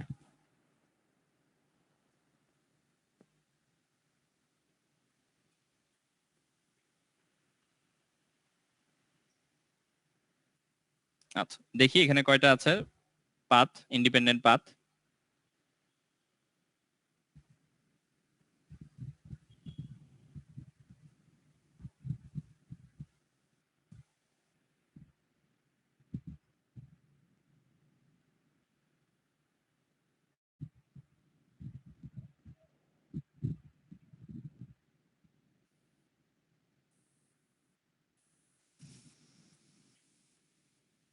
বলেন, প্রথম পাথটা বলেন। A B C D. A B C D F G H আচ্ছা, এ বি, তারপর হচ্ছে সি ডি এফ জি আর হচ্ছে এইচ। হ্যাঁ, এইটা একটা হচ্ছে আপনার ইন্ডিপেন্ডেন্ট পাথ। তাহলে আমরা একটু মার্ক করি যে কোনগুলা কভার হয়ে গেল। এটা কভার হয়েছে, এটা কভার হয়েছে, এটাও কভার হয়েছে, তারপরে কোনটা বলছি, ডিএফ, তাহলে এটা কভার হইলো, তারপরে এফ এর পরে জি, তারপর হচ্ছে এইচ। তাহলে এইটা একটা ইন্ডিপেন্ডেন্ট পাথ। তাহলে এরপরে সেকেন্ড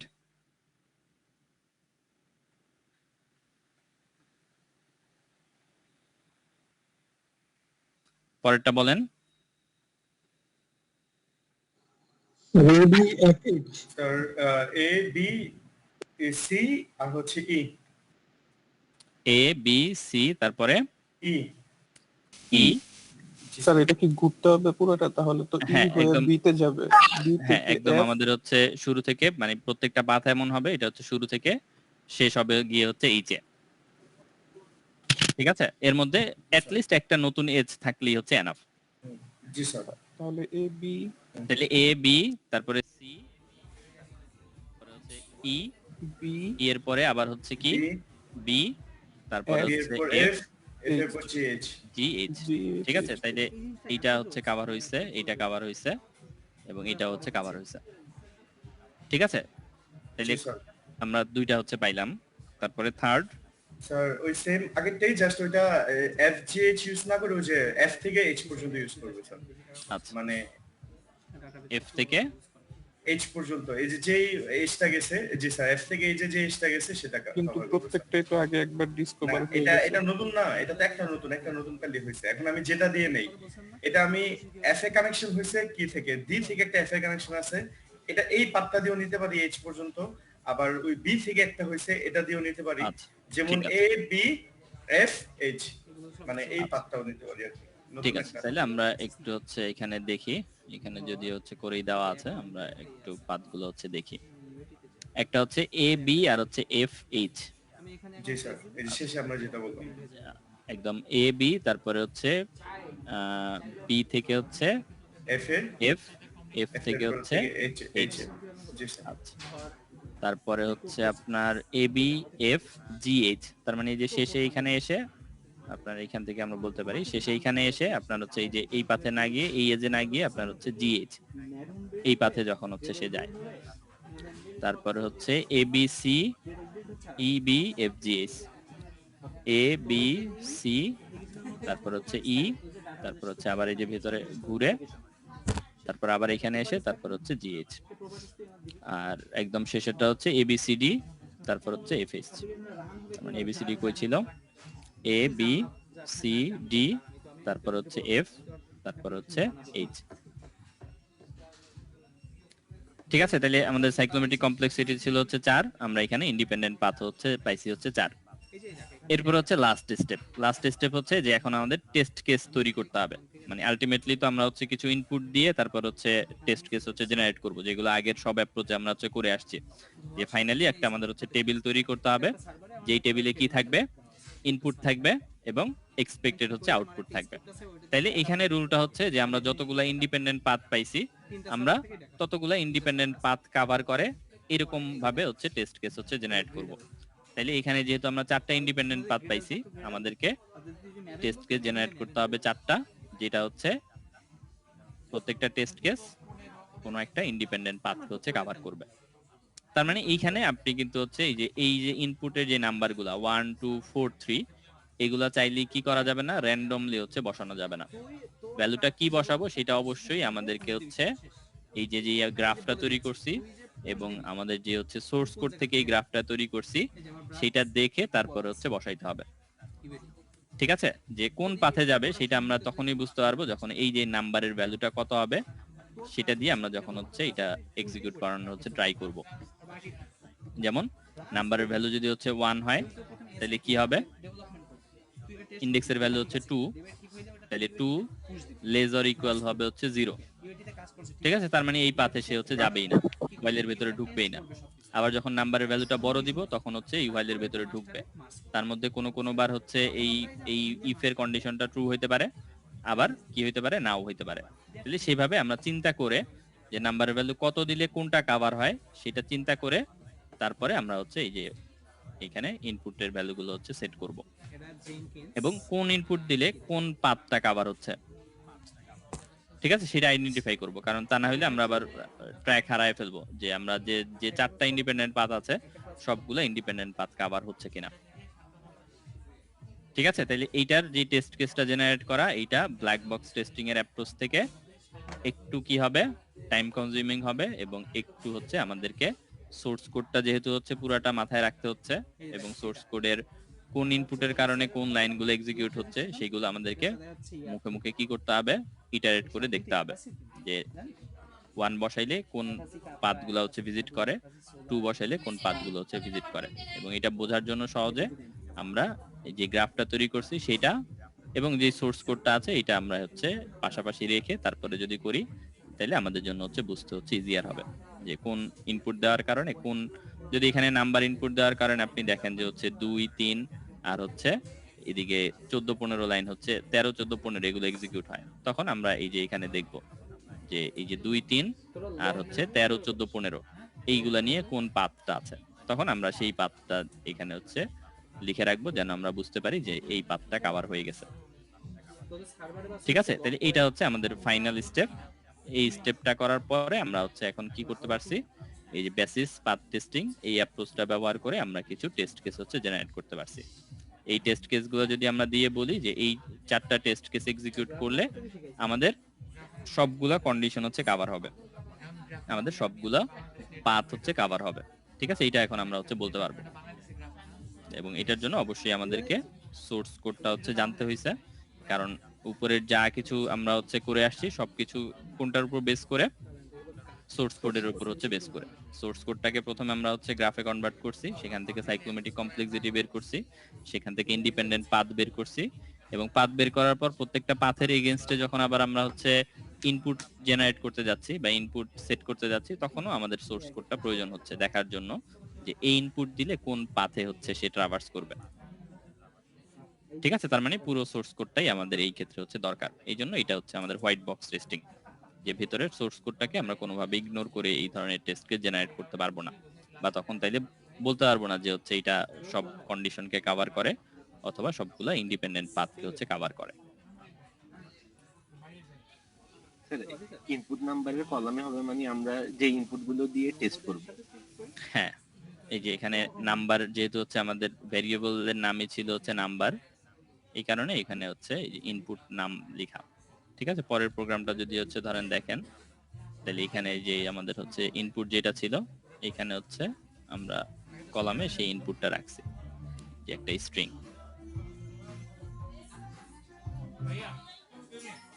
ওকে স্যার। আর স্যার এক্সপেক্টেড আউটপুটটা আমরা কোড দেখে বুঝে লিখব। কোড দেখে বুঝে আমরা হচ্ছে লিখবো যে হচ্ছে এই ইনপুটটা দিলে আসলে কোডের অ্যাকচুয়াল রেজাল্ট কি হওয়ার কথা ছিল। ওকে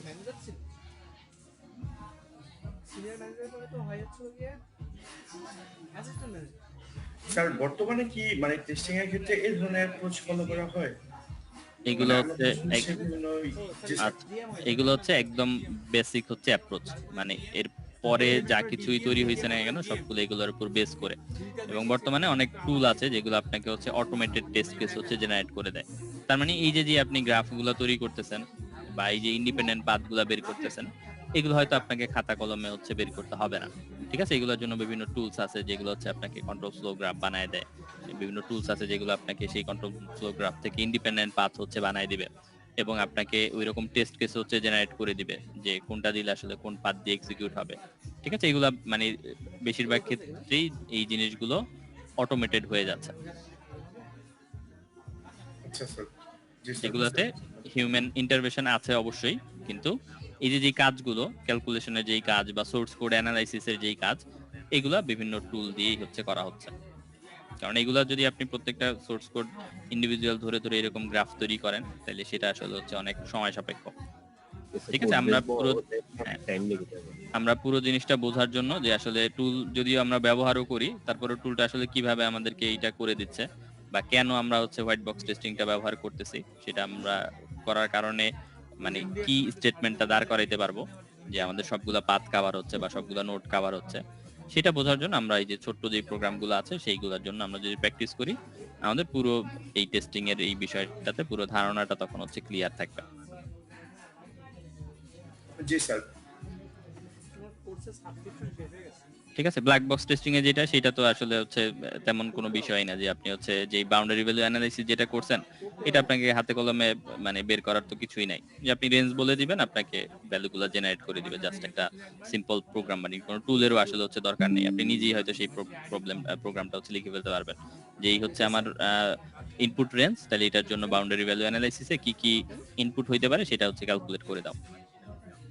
ঠিক আছে, আর এই ক্ষেত্রে একটু হচ্ছে টাফ, কারণ এখানে সোর্স কোডটাকে হচ্ছে অ্যানালাইসিস করতে হয়। সোর্স কোডটাকে অ্যানালাইসিস করে সেই, এখন আমাদের জন্য বোঝাটা খুব সহজ, যে হচ্ছে এখানে যে লাইনগুলো আছে হোয়াইলের জন্য আমরা এরকম স্ট্রাকচার বানাবো বা ইফের জন্য এরকম স্ট্রাকচার বানাবো, কিন্তু সেটা সোর্স কোডের জন্য বোঝানোটা একটু হচ্ছে টাফ, যে কোনটা আসলে হচ্ছে ইফ, কোনটা আসলে হচ্ছে হোয়াইল, এবং হোয়াইল ব্লকটা শুরু হয়েছে কত নাম্বার লাইন থেকে, হোয়াইল ব্লকটা শেষ হয়েছে কত নাম্বার লাইন থেকে, সেগুলো পার্টস করার জন্য হচ্ছে ওই টুলগুলো হচ্ছে এইগুলো পার্টস করে বিভিন্ন মেকানিজমে অ্যালগরিদম আছে, সেগুলো ব্যবহার করে এরকম গ্রাফ অনেক সুন্দরভাবে হচ্ছে তৈরি করে দিতে পারে। এবং এই সোর্স কোড অ্যানালাইসিসটা আরো অন্যান্য কাজে লাগে, শুধু টেস্টিং এর ক্ষেত্রেও না, আমাদের অন্যান্য কাজেও হচ্ছে এই টুলগুলো হচ্ছে কাজে লাগে। এই গ্রাফ তৈরি করা বা এই গ্রাফ কন্ট্রোল ফ্লো গ্রাফ যেগুলো আমরা দেখলাম সেগুলো অন্যান্য কাজেও হচ্ছে ব্যবহার করা হয়। জি স্যার, মানে চমৎকার জিনিস তো, মানে আমরা এত সুন্দরভাবে ক্যালকুলেট করে বের করে ফেলতেছি, মানে কোনগুলা করবো না। হ্যাঁ, এবং যেহেতু আমরা একদম প্রথম দিকে যেই মানে কনসেপ্ট, মানে আপনারা হয়তো শুনে আসছেন যে হচ্ছে আমাদের এক্সহস্টিভ টেস্টিং করাটা আসলে হচ্ছে পসিবল না। ঠিক আছে, আমাদেরকে সবসময় লিমিটেড রিসোর্সের মধ্যে থেকেই টেস্টিংটা হচ্ছে করতে হয়, কিন্তু তারপরও আমরা যতটা হচ্ছে ম্যাক্সিমাইজ করতে পারি, যে আমরা র্যান্ডমলি যদি হচ্ছে 100টাও করি, তারপরও কিন্তু আপনার হচ্ছে সবগুলা লাইন এক্সিকিউট নাও হইতে পারে। ঠিক আছে, এই জন্যই আমাদের কোনো একটা হচ্ছে স্পেসিফিক অ্যাপ্রোচে যাওয়া, যে এই অ্যাপ্রোচে যদি আমি জেনারেট করি তাহলে 4টা জেনারেট করলেই দেখা যাচ্ছে যে সবগুলা কোড আসলে হচ্ছে এক্সিকিউট হয়ে যাচ্ছে। আর যদি আমরা হচ্ছে চোখ বন্ধ করে ব্লাইন্ডলি যদি 100টাও জেনারেট করি, তাইলেও যে 4টা আপনার হচ্ছে যে ইন্ডিপেন্ডেন্ট পাথ আছে সেগুলো সবগুলা যে এক্সিকিউট হবে এটা হচ্ছে গ্যারান্টিড না। ঠিক আছে, এই কারণেই বিভিন্ন অ্যাপ্রোচ হচ্ছে বের করা, এবং সেই অ্যাপ্রোচগুলো অনুযায়ী, এবং সবগুলা টেস্টিং অ্যাপ্রোচের গোল আসলে হচ্ছে একটাই, যে ম্যাক্সিমাম কভারেজ আর হচ্ছে মিনিমাম নাম্বার অফ হচ্ছে টেস্ট কেস, যে আমি কত কম সংখ্যক টেস্ট কেস দিয়ে আমি কোডের ম্যাক্সিমামটা হচ্ছে টেস্ট করতে পারি, বা কোডের ম্যাক্সিমাম যে স্টেটমেন্টগুলো আছে সেগুলোকে হচ্ছে কভারেজ দিতে পারি। এবং এইটাই আসলে হচ্ছে এই ফিল্ডের, টেস্টিং ফিল্ডের মানে যত রিসার্চ আছে সবগুলো ঘুরে ফিরে এই মূল টার্গেটটা আসলে হচ্ছে এইখানেই, যে যেহেতু আমাদের সব টেস্ট করা হচ্ছে পসিবল না, বা সব টেস্ট করতে গেলে অনেক বেশি রিসোর্স দরকার হয়, অনেক বেশি সময়ের দরকার হয়, তখন কুইক ডেলিভারি দেওয়ার জন্য বা হচ্ছে কুইক রিলিজ দেওয়ার জন্য আমাদেরকে অবশ্যই হচ্ছে কি করতে হবে, টেস্ট কেস সংখ্যা হচ্ছে মিনিমাইজ করতে হবে। কিন্তু টেস্ট কেস মিনিমাইজ করলে কিসের সম্ভাবনা আছে, যে আমাদের অনেক বাগ থেকে যেতে পারে, অনেক এরর হচ্ছে আননোটিস থেকে যেতে পারে, তাইলে ওইটাও এনশিওর করা, যে কম সংখ্যক টেস্ট করব কিন্তু সেটা যেন হচ্ছে ম্যাক্সিমাম নাম্বার অফ বাগকে হচ্ছে আইডেন্টিফাই করতে পারে, বা ম্যাক্সিমাম কোডকেই সে যেন হচ্ছে কভার করতে পারে।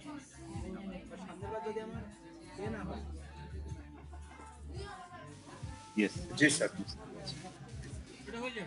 ওকে, তাইলে বইটাও তো আপলোড করা আছে, সবার কাছে রিকোয়েস্ট থাকবে যে আমরা হচ্ছে যেইগুলো হচ্ছে এখানে এক্সাম্পল হিসেবে হচ্ছে দেওয়া আছে সেগুলা অবশ্যই হচ্ছে নিজেরা হচ্ছে প্র্যাকটিস করব। ঠিক আছে, আমি ক্লাসরুমে একটা অ্যাসাইনমেন্ট হচ্ছে আপলোড করে দিব, যেটা হচ্ছে যে আমরা প্রথমে যে এক্সাম্পল গুলা করছি সেই এক্সাম্পল গুলো আপনারা হাতে কলমে করে সেটাই হচ্ছে সাবমিট করবেন। তারপরে আবার এই যে হোয়াইট বক্সের যেটা হচ্ছে দেখলাম, এখানেও 5-6টা হচ্ছে এক্সাম্পল আছে, এগুলোর জন্য প্রত্যেকটা গ্রাফ জেনারেট করে এবং সেগুলোর জন্য হচ্ছে এই পাথ বের করে তার জন্য যে টেস্ট কেসগুলো জেনারেট করবেন সেগুলো করে সেগুলো আবার হচ্ছে অ্যাসাইনমেন্ট আকারে হচ্ছে জমা দিবেন। ঠিক আছে, এটা আমরা স্টেপ বাই স্টেপ করব। প্রথমে ওই ব্ল্যাক বক্স টেস্টিং এর গুলা, তারপরে হচ্ছে হোয়াইট বক্স টেস্টিং এর গুলা, আর এর মধ্যে আপনারা এইগুলা একটু হচ্ছে পড়াশোনা করেন, এবং কোথাও যদি হচ্ছে সমস্যা থাকে তাহলে সেগুলো নিয়ে যেন আমরা পরের ক্লাসগুলোতে হচ্ছে ডিসকাস করতে পারি। স্যার, মানে ফাইনালের আগে আমাদের শেষ ক্লাস মনে হয় আজকেই। আপনাদের ফাইনাল পরীক্ষা শুরু কবে? স্যার আমাদের রুটিন দিয়ে দিছে, রুটিন অনুযায়ী হচ্ছে ফাইনাল প্রথম দিকে এই পরীক্ষাটা নাকি? না 18 তারিখ আমাদের 18 তারিখ থেকে এটা হবে। হ্যাঁ, মানে আমাদের এক্সাম শুরু 18 তারিখ আর এসকে হচ্ছে 21 তারিখ, আর ফাইনাল শুরু হচ্ছে 9 তারিখ থেকে আর কি। ফাইনাল শুরু হচ্ছে 9 তারিখ থেকে। আর পিএলটা হওয়ার কথা ছিল স্যার এই থার্সডে পর্যন্ত ক্লাস, ফ্রাইডে থেকে পিএলটা শুরু হওয়ার কথা ছিল। আচ্ছা, ঠিক আছে, মানে আপনাদের এমনিতে আগে কিছু ক্লাস তো হচ্ছে মিস গেছে, আমরা দেখি যে আরেকটা ক্লাস হচ্ছে নেওয়া যায় কিনা, তারপরে আমরা হচ্ছে সিলেবাসটা ফ্রিজ করে দিব। আর স্যার এমনি এই পর্যন্ত রাখা যায় না, মানে আমরা যে পর্যন্ত পড়েছি স্যার এই পর্যন্ত রাখলে কোশ্চেন করাটা একটু হচ্ছে ডিফিকাল্ট হয়ে যাবে, কারণ এটার মধ্যে তো ব্ল্যাক বক্স টেস্টিং অনেকগুলোই আছে স্যার, ক্যালকুলেশন আছে অনেক কিছু কাছাকাছি জিনিস। ঠিক আছে, আমি একটু দেখে যে আরো কিছু ইম্পর্টেন্ট কিছু বাদ পড়ছে কিনা, হয়তো আর যদি ক্লাস নেওয়া লাগে আমি ক্লাসটা নিব আর স্যার কি। আর স্যার অ্যাসাইনমেন্টের যে সাবমিশনের ডেটটা সেটা যদি আমাদের এক্সামের আগ থেকে দিয়ে দেন একেবারে, তাহলে বেটার হয় কি, তাহলে আমরা প্র্যাকটিসও করলাম, আবার মানে হ্যাঁ, অ্যাসাইনমেন্ট হয়ে গেল, আবার এক্সামের জন্য প্রিপারেশন হয়ে গেল। হ্যাঁ হ্যাঁ, সেটাই করব, ক্লাসরুমে আমি সেটা আপলোড করে দিব না। আর এমনিতে আপনাদের কালকেও একটা হচ্ছে ক্লাস হওয়ার কথা ছিল, কিন্তু কালকে তো আবার হচ্ছে বন্ধ, সেই হিসাবে একটা ক্লাস কম হয়ে গেল। ঠিক আছে, আমি সেটা হচ্ছে একটু দেখে পুরো সিলেবাসটা একটু দেখে যে আর কিছু হচ্ছে মানে কভার করতে হবে কিনা সেটা দেখে আমি হচ্ছে আপনাদের জানাবো। যেহেতু আর একটা সপ্তাহ সময় আছে, একদিন অথবা 2 দিন যদি ক্লাস করি তাহলে সেগুলো ইনক্লুড করা যাবে।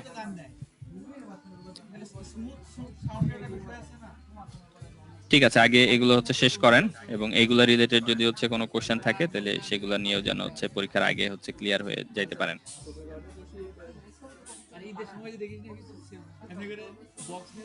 ওকে স্যার। ওকে জি sir.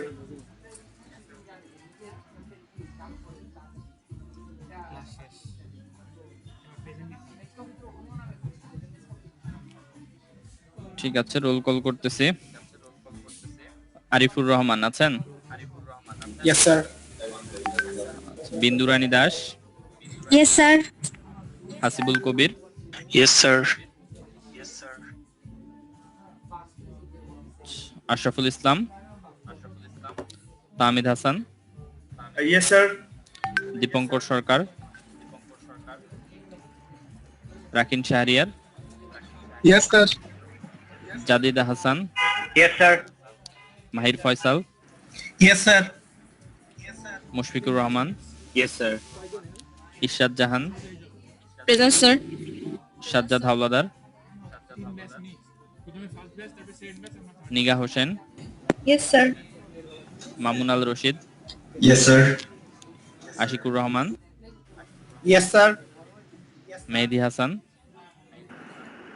Yes, sir. Rahul Biswas, yes sir. Bayezid Bin Zahid, Yes, sir. Mohiuddin Dewan, yes sir.